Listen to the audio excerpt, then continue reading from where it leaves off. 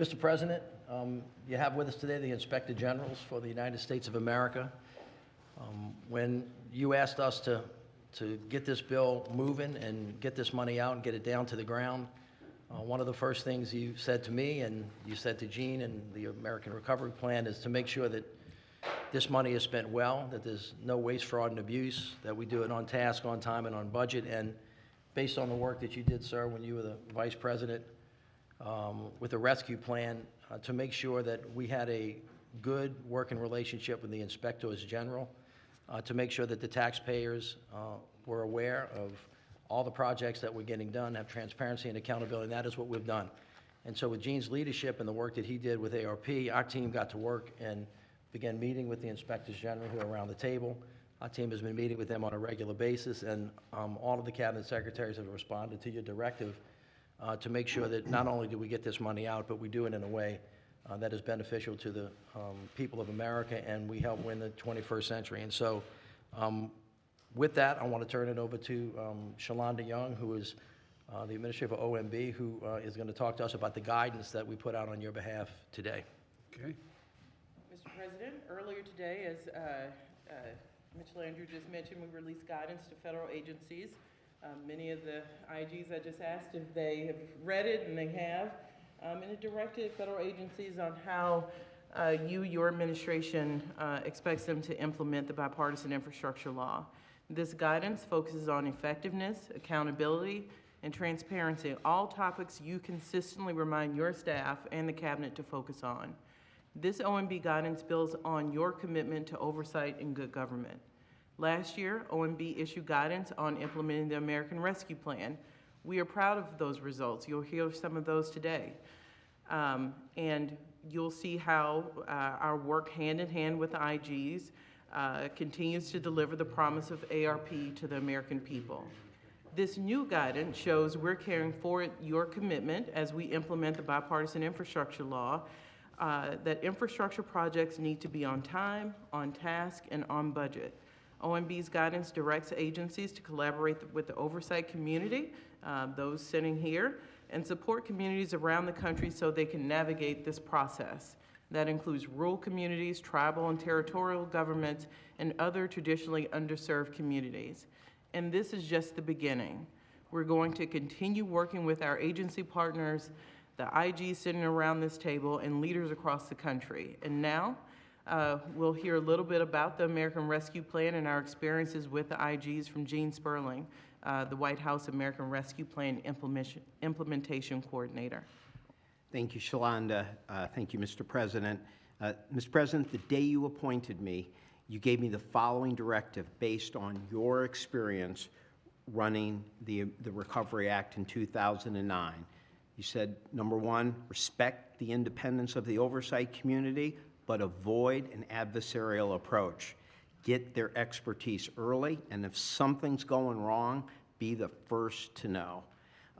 Due to that directive, my first call on my first full day was to Michael Horowitz, who is the head of the PRAC, our congressionally mandated oversight body. We have met, as you did earlier, we have met every single week to go over potential and existing oversight or fraud issues. We also meet bi-weekly with the GAO Comptroller, Gene Dodaro. Together, we pioneered what we call the gold standard meeting. This asks departments to present their anti-fraud and control plans before they launch, and they have to present it to their IG, to the PRAC, to OMB, and to my team at the same time in one room. We are really honored that Director Young and OMB have chosen to now institutionalize this practice because it works when everybody can hear everyone's views and has to prepare for that. It's delivered results. Countless anti-fraud controls were added at the start of programs at HHS due to penetrating questions from HHS IG Christy Grimm, who asked very tough questions. When Labor Inspector General Larry Turner told me the first time we met that he had to issue 50 separate subpoenas to every state to get the state UI data, we changed policy due to his recommendation to empower him to detect and block billions of dollars in multi-state UI fraud. When Michael Ware ticked off the areas that we needed to do to rebuild anti-fraud guardrails at SBA, we have worked very hard to follow his roadmap. And due to the deep dives we've had with the law enforcement community, we are soon to launch an executive order to both block identity theft by criminal syndicates and to make sure we're giving victims relief. So we have a lot of progress, but Mitch and I both know we got a lot of work to do, sir.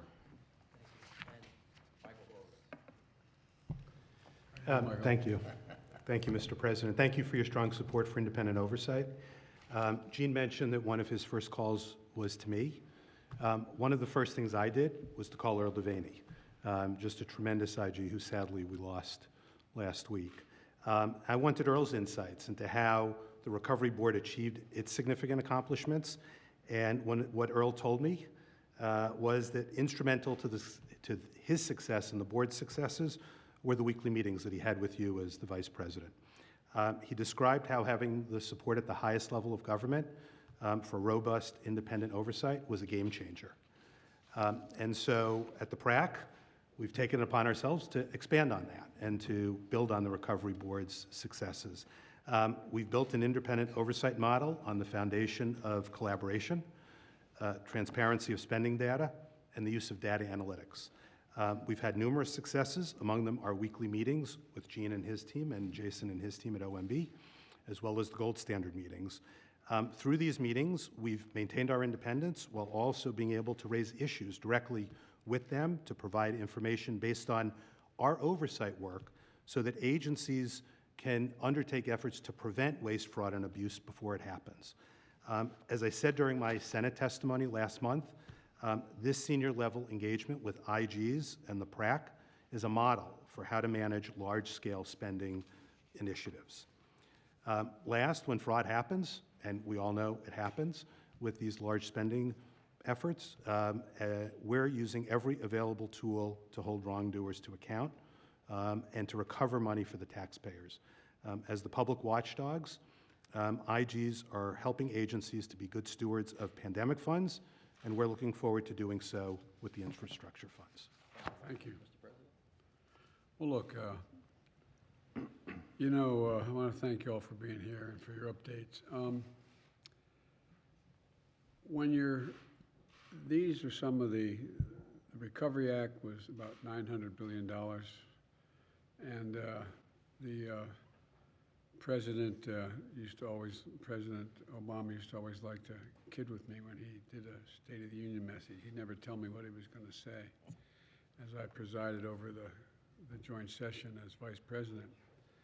And it was a big gamble to decide we were going to spend $900 billion trying to get the economy back on its feet. And the president said, and by the way, we're going to make sure I'm turning it over to Joe. And he started calling me Sheriff Joe. Well, the first thing I did was go to Earl Devaney and other inspectors general and said, look, we're going to need a lot of work here. Because look, the one thing I've learned, and you did when you were the mayor, and is that people expect us to do what we say, and they don't always get what they expect from elected officials. And for example, when the CARES Act was passed in the last administration, it was a very meaningful piece of legislation. But the first thing the president did in the time I was hollering a lot about it was he fired an inspector general. There was one put in that was just fired. No inspector general had independent access. And what the hell happened? You found out an awful lot of people were getting unemployment checks that didn't deserve unemployment checks. They were making money on it, an awful lot of people, and the list went on. There was a lot of fraud. And so, and I should acknowledge that Earl Devaney, Earl was a stand-up guy. And I would meet with Earl once a week. I did not tell Earl what to do, but I found out from Earl what was happening because he had carte blanche to know every penny was being spent. And when we came along with the two large pieces of legislation that try to get us through the pandemic, as well as bring the economy back on its feet, it was clear to me that we were going to need the kind of oversight, and that's why I called Gene and asked Gene to come in and be a coordinator of this. And, an example, his example, I think Earl's example is a reminder that the end result of independent analysis of whether it was waste and fraud in the effort to distribute that money through the $900 billion in the Recovery Act was independent analysis indicated that there was less than 0.2% waste, fraud, or abuse, less than 0.2. It was heralded as one of the most well-run programs in American history in terms of the size, scope, and did it do what it said it was going to do. And unfortunately, I earned the name from the president when he said from the podium that Sheriff Joe's going to be in charge. I never thought of myself as a sheriff. But it's not the way to get things done, not having really serious oversight. These programs are large, they're consequential. And, in my administration, the watchdogs are back. You're looking at them all here, all of you. And I really mean it. Look, and it's not just whether or not there is fraud going on or wasteful spending. I think I told Gene when I asked him to come in, was that I'd get phone calls, I'd get inspector generals telling me that the way they were going to spend the money that was in the recovery plan was they were going to build a Frisbee park in such and such a place. And I said, no, you're not. I'd pick as vice president, pick up the phone and call the governor, the mayor, whomever it was. And I said, you're not going to do that. And he said, well, we can. You can't stop me. Under the law, I'm able to do it. I said, no, you're right, I can't. But I'm going to come out to your city and I'm going to call a press conference. I'm going to say you're wasting money in a Frisbee park. Well, son of a gun, they didn't build a Frisbee park. No, I'm not joking. I really mean it. For example, one of the things that's going to come up, I think this bipartisan infrastructure bill is extremely consequential because we've been in a situation where we used to have the #1 infrastructure in the world. We now rank 13 in the world or thereabouts, and we can't be the world leader absent having the best infrastructure in the world, for real. And so for example, there's a lot of money for bridges, and particularly bridges that are in disrepair, that need help. Now, if there's a bridge that's really in trouble, and it may collapse like the one in Pittsburgh did, and we knew that was in trouble, didn't expect it to collapse. And yet the money's being spent on a bridge that is not particularly needed, but it works for the Democrat or Republican governor or mayor because it gets them to an area that they want to make sure their constituents are happy with, that their supporters are. I want to know that. I want to know whether the money is technically can be spent, but it may be the lowest priority in terms of safety for the bridges. And it goes across the board in everything we're doing here. And so, the strong oversight is how we're going to deliver for the American people on time and on budget, and making sure the investments we get to where they're supposed to go. I'll give you another example. There was a Midwestern state that had serious problems with access off their interstate into the city. And they needed help, and it was clear the ramps had to be rebuilt to get into the city. But this particular governor decided that his constituency was a rural constituency. He was going to put 2 lanes in the western part of the state to do it, until I called and said, what are you doing that for? You badly need, you're having accidents on this. Well, he technically could do it, but practically it didn't make a lot of sense. Now, that's not your job as Inspector Generals.